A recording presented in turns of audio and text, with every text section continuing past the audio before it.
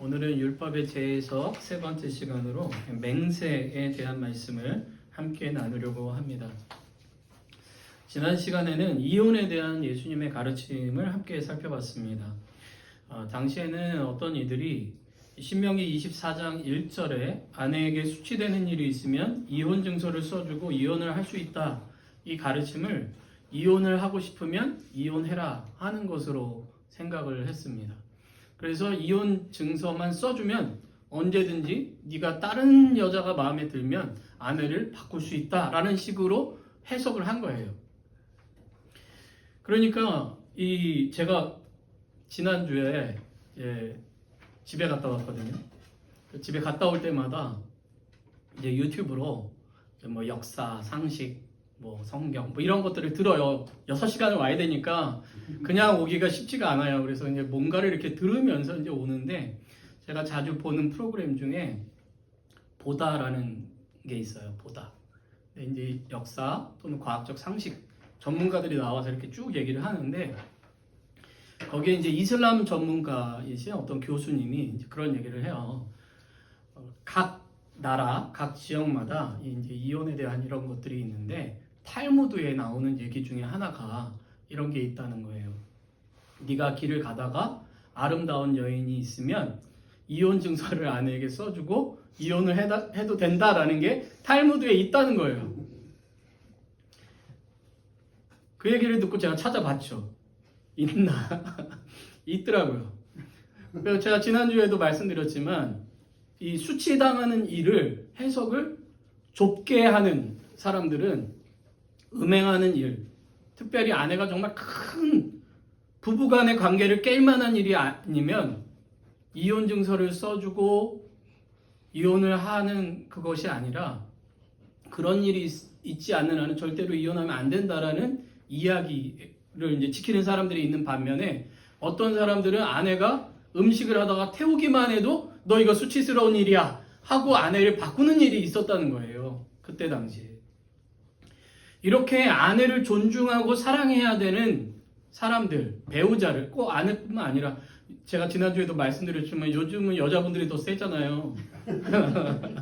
그래서 요즘은 이사 갈 때 남자들이 강아지는 가져가도 자기를 버릴까 봐 강아지를 안고 탄다 뭐 이런 얘기를 할 정도로 이제 세상이 많이 바뀌었는데, 그러니까 배우자에 대한 사랑과 존중과 보호, 이것을 해야 된다는 의미로 주님께서 말씀하신 거예요.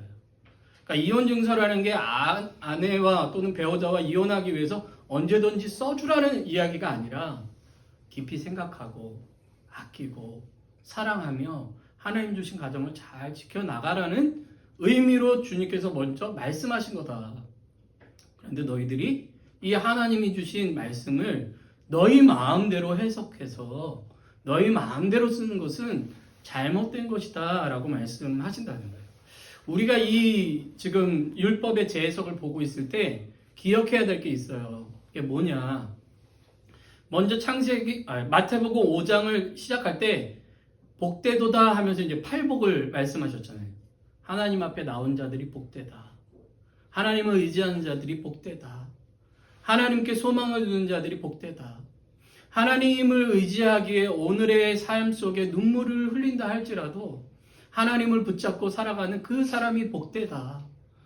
내 삶의 중심이 하나님께 있기에 다른 것에 흔들리지 않고 주님 안에 살아가는 자가 복되다 하는 것을 먼저 선포를 해주셔요. 그리고 나서 그 복된 자들을 주님께서 뭐라고 말씀하시냐면, 너희는 세상의 소금이고 너희는 세상의 빛이다. 소금이 되라, 빛이 되라라고 말씀하신 게 아니라, 너희는 이제 하나님 안에 있음으로 말미암아 존재론적으로, 그러니까 그리스도 예수 안에 있는 자는 그 거듭난 그 새 생명으로 말미암아 이제는 하나님 안에서 빛이 이미 되었고 소금이 됐다라고 말씀하시는 거예요. 그러면 빛이 된 자, 소금이 된 자는 이 세상의 가치가 아니라 하나님 나라의 가치로 살아가야 되는데, 그 가치로 산다는 게 뭐냐 하는 것을 말씀하시면서, 그때 당시에 율법을 가르치면서 율법을 자기 마음대로 세속적으로 바꾸는 사람들에 대해서 너희들이 잘못 오해하고 있다. 하나님께서 주시는 율법은 그런 것이 아니다 라고 말씀을 하시는 것이 지금 이 율법의 재해석이에요.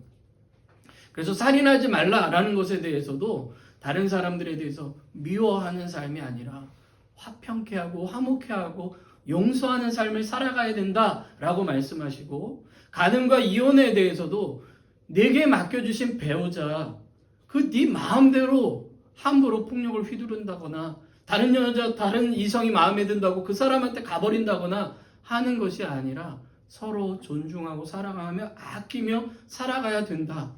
그것이 빛이 비치는 삶의 모습이다.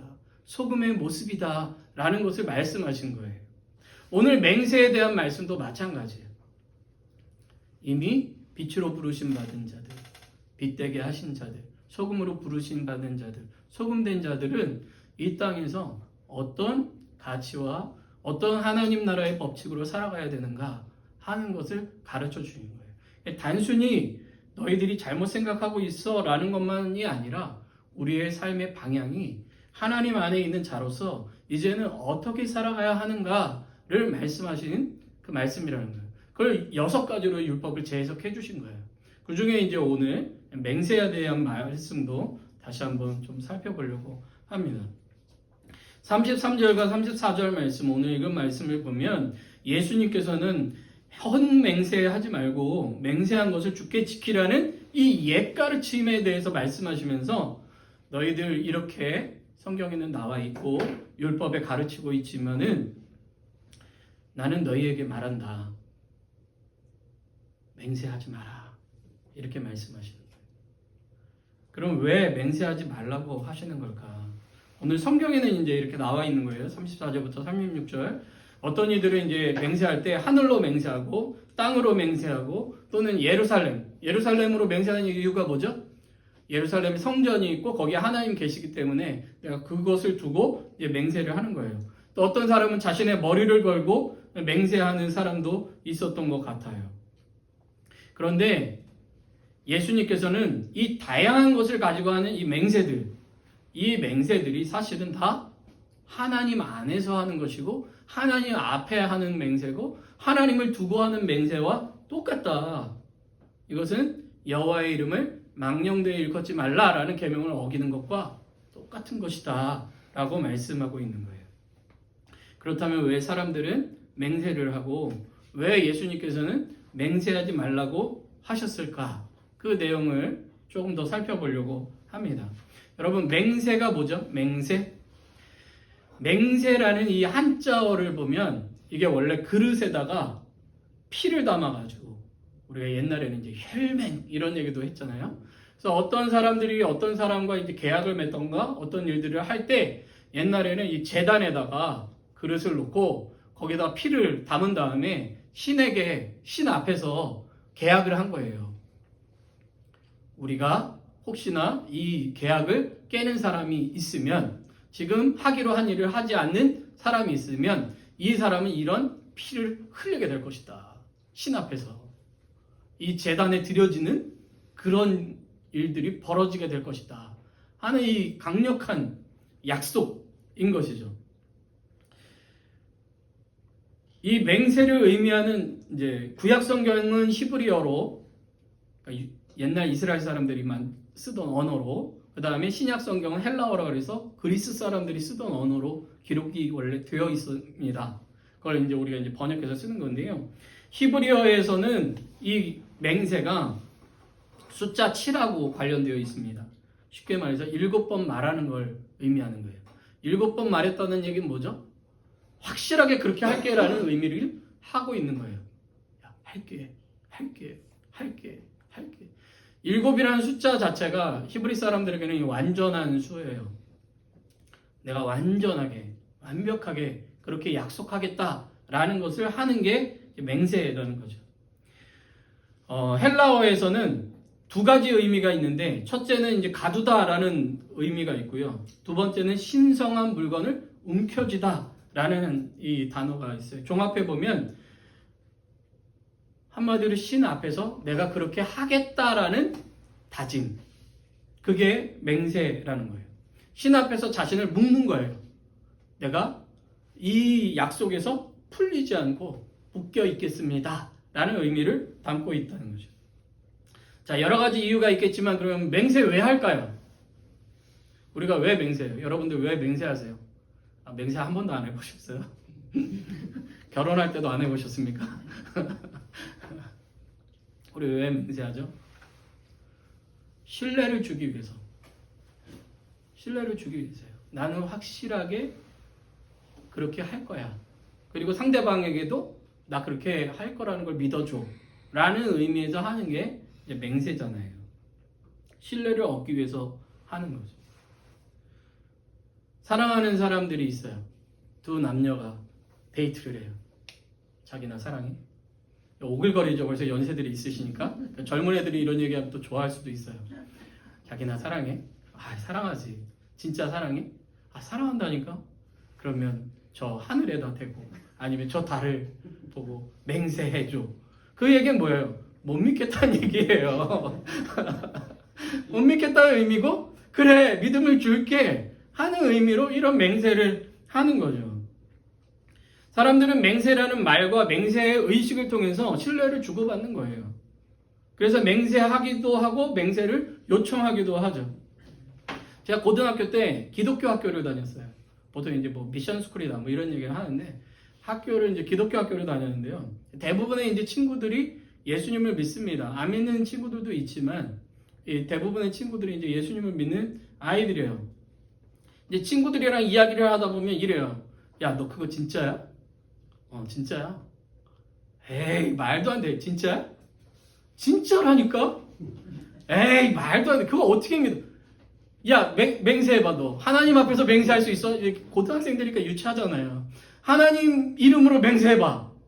막 이래요. 그러면은 어떤 애들은 또 이렇게 얘기하겠죠. 그래, 나 하나님의 이름으로 맹세한다. 막 이런 애들이 있겠죠. 또 어떤 애들, 이거 너무 하는 거 아니야. 뭐 이럴 수도 있겠죠. 근데 애들이 막 이런 맹세를 요구해요. 어느 날 제 친구랑 이렇게 얘기를 하고 있는데 비슷한 일이 벌어진 거예요. 너 그거 맞아? 맞다니까. 에이, 아니지. 진짜야, 내가 봤어. 야, 너 하나님에 대고 맹세해봐. 그때 제가 이제 저희가 이제 기독교 학교라 그랬잖아요. 저희는 아침에 그 수업 시간 전에 예배를 드리고 시작을 해요. 그때 제가 예배를 인도했었거든요. 그러니까 저한테 하나님 이름으로 맹세를 하라는 거예요, 이 친구가. 근데 제가 그때 당시에 고등학교 때 지금보다도 성경을 열심히 읽었었던 것 같아요. 매일 이렇게 성경을 읽는데 그때 성경을 통독하는데 마태복음을 딱 읽은 거예요, 이 말씀을.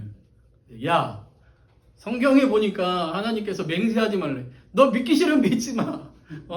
못 믿겠으면 믿지 마. 너 나를 그렇게 못 믿냐? 네가 나를 못 믿으면 뭐 어쩔 수 없지. 그러면서 이제 얘기를 끝낸 적이 있는데요. 신뢰하면 맹세하라는 얘기를 할 필요가 없는 거죠. 그 사람이 평소에 하던 말, 그 사람이 평소에 하던 행동, 그 사람이 평소에 살아왔던 삶 속에 이 사람은 신뢰할 만한 사람이다 라고 생각을 하면 너 그거 맹세해봐 라는 얘기를 할 필요가 없어요. 이미 그 사람이 지금까지 나의 삶 속에 약속한 대로 행했었기 때문에, 말했던 대로 실천하려고 노력했기 때문에, 때로는 못 지킨다 할지라도 헛되게 거짓말하거나 속이려는 그런 의도를 갖고 살지 않았다는 것을 알기 때문에 그런 것을 요구하지 않아요. 그런데 이 친구가 만약에 매일 거짓말해, 속여, 언제든지 말을 바꿀 수 있는 사람이다 라고 생각을 한다면 하나님의 대고 맹세라도 해도 믿지 않을 거예요. 에이, 봐, 하나님 대고 맹세도 넌 안 돼. 이렇게 생각을 할 것이죠. 누군가가 신뢰를 한다면 맹세를 할 필요도 없게 될 거고 맹세를 요구할 필요도 없을 거예요. 그럼 우리가 이 시대를 살아가면서 사람들이 왜 이렇게 맹세를 요구하겠어요? 믿을 수 없으니까. 언제든지 계약을 깨뜨릴 수 있으니까. 계약을 하고도 안 지킬 수 있으니까. 그런 것들을 하는 거예요. 한국에 한때 전세 사기라는 걸로 난리가 난 적이 있었죠. 지금도 아마 그런 일들이 계속해서 벌어지고 있는 걸로 알고 있는데요. 주인을 속인다든지 막 이렇게 해가지고 거짓 계약서를 쓰게 해요. 쓰는 사람은 진짜인 줄 알았죠. 그 사람도 자기가 사인을 하고 막 신분증도 보여주고 막 뭐 증명서도 막 띄워오고 하니까 이 사람이 진짜 주인인가 보다 하고 돈도 주고 다 하죠. 근데 그 사람들은 어떻게 해요? 가지고 그냥 돈만 받고 날라버리고 나중에 찾아보면 그런 사람은 어디 있는지도 모르겠고 실제 주인은 딴 사람이고 하는 일들로 속이는 일들이 많이 벌어지는 거예요. 이런 일들을 겪다 보면 사람들이 어떤 일이 벌어져요?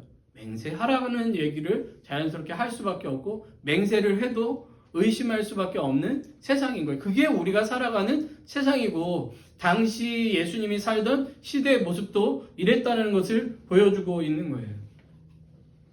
앞에 말씀드린 것처럼 예수님 당시 사람들은 맹세를 할 때 하늘이나 땅, 예루살렘이나 자신의 머리를 두고 맹세했어요. 그 이유는 뭐냐면 아까도 말씀드린 것처럼 내 하나님 여호와의 이름을 망령되이 일컫지 말라는 이 10계명, 세 번째 계명 때문에 그래요. 유대인들은 여호와의 이름을 함부로 부를 수가 없었습니다. 그래서 마태복음도 말씀드렸죠. 하나님 나라라고 이야기를 못하고 천국, 하늘나라라는 표현을 쓴단 말이에요. 누가복음을 보면 다 하나님 나라라고 써요. 헬라인들에게 썼기 때문에. 그런데 유대인들은 이때 당시에도 여전히 하나님을 아버지를 아버지라 부를 수 없는 사람들인 거예요. 쉽게 말하면. 그러니까 다른 표현을 써요.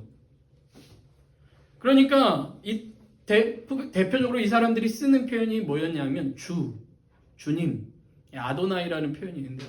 주님이라고 불렀어요. 하나님을 부르지 못하고 주님 이렇게 부른 거죠. 그런 이유로 사람들은 맹세할 때도 여호와 하나님의 이름으로 맹세하기보다는 하늘과 땅 예루살렘으로 맹세를 하는 거예요. 때로는 하늘과 땅 예루살렘으로 맹세했기 때문에 나 하나님께 맹세한 거 아니야 라는 식으로 자신이 이 맹세를 어겼을 때에 피할 구멍을 만들어 놓은 거예요. 피할 길을. 그리고 사람들 앞에 맹세하는 일들이 벌어졌는데 어느새 이것이 그들의 삶 속에 자리를 잡아가지고 사람들이 자기가 잘못하는 것을 피하기 위해서 의도적으로 하늘이나 땅이나 예루살렘이나 자신의 머리나 다른 것들로 맹세를 했다는 거예요. 어길 수 없다는 걸 알기 때문에. 어길 수 있다는 걸 알기 때문에. 언제든지 내가 어길 수 있다라는 생각을 하기 때문에. 때로는 어기려고. 이런 맹세들을 하는 일들이 벌어졌다는 거죠. 예수님께서는 이런 진실되지 않는 말과 행동을 하는 이들을 향해서 그리고 이제 하나님의 백성으로 복되다라고 이제 선언받은 이들을 향해서 맹세하지 말라라고 말씀하시는 거예요. 맹세로 너와 내 말을 입증하려 하지 말고 너 자신이 신뢰할 만한 자가 되라라고 말씀하시는 거예요. 네가 빛이니까 빛으로 살라는 거예요. 네가 소금이니까 소금으로 살라는 거예요. 너의 맹세를 통해서 너의 신뢰감을 높이거나 너의 말을 통해서 다른 사람들이 너를 신뢰할 수 있도록 꾸미려고 하지 말고 네가 있는 모습 그대로 정직하게 진실된 말로 네가 어떠한 사람인지 어떻게 살 것인지를 이야기하고 행동함으로 사람들에게 증명하라는 거예요. 그렇기 때문에 맞으면 맞다. 아니면 아니다. 할 수 있으면 할 수 있다. 할 수 없으면 할 수 없다. 내가 노력은 하겠는데 가능하지 않으면 난 노력할 텐데 이게 가능할지는 나도 잘 모르겠다. 라고 이야기를 하라는 거예요. 마치 다 할 수 있는 것처럼 마치 다 아는 것처럼 그렇게 하지 말라는 거죠. 맹세라는 걸 동원해서 너의 됨을 드러내지 말고 너의 삶을 통해서 너의 말을 통해서 진실하게 신뢰할 수 있도록 하라는 거예요. 서신서 중에 야고보서라는 게 있어요. 5장 12절 말씀에 이 예수님의 가르침이 그대로 교회에게 들려져요. 왜 그럴까요? 왜 예수님께서 하신 말씀이 되게 많은데 산상수훈에서는 예수님께서 율법을 재해석하신 딱 6가지를 말씀했으며 야고보서에는 왜 이게 다시 한번 들려졌을까요? 유대인들만 이렇게 한 게 아니라 예수님을 믿는 그리스도의 공동체 안에도 여전히 이런 사람들이 있었다는 거예요. 여전히 이런 일들이 있었다는 거죠. 맹세를 하고 거짓을 해요. 하나님의 이름은 아니라고 이야기하면서 여러 다양한 것으로 맹세를 하며 진실되지 못한 삶을 살았던 그리스도인들이 있었다는 거예요. 교회 안에.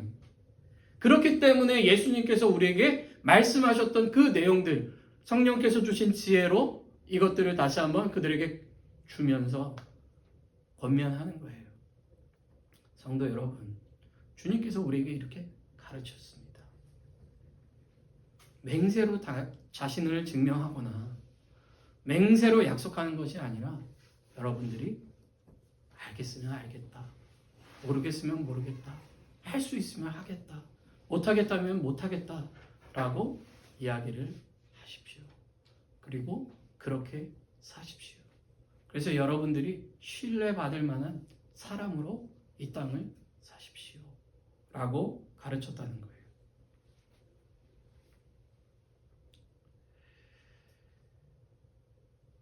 다른 말로 하면 공동체 안에 서로의 신뢰가 있었다면 교회 안에 이런 일들이 없었겠죠.